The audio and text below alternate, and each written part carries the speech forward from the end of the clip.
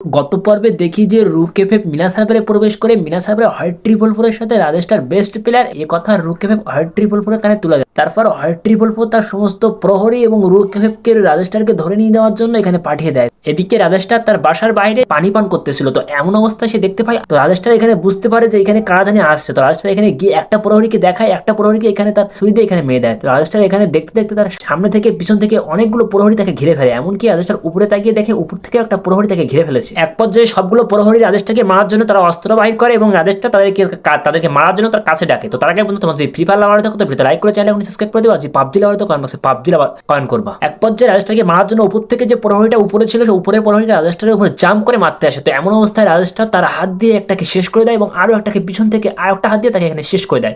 আর দুইটা প্রহরী রাজেশটারকে মারার জন্য ছুটে আসে এবং রাজেশটা তাদের অস্ত্র নিয়ে আর দুইটাকে এখানে সেভ দিয়ে দেয়। তো বন্ধুরা, পরবর্তী পার্ট খুবই ভয়ঙ্কর। তো পরবর্তী পার্ট দেখতে হলে চ্যানেলটা এখনই লাইক সাবস্ক্রাইব করে কমেন্ট বক্সে নেক্সট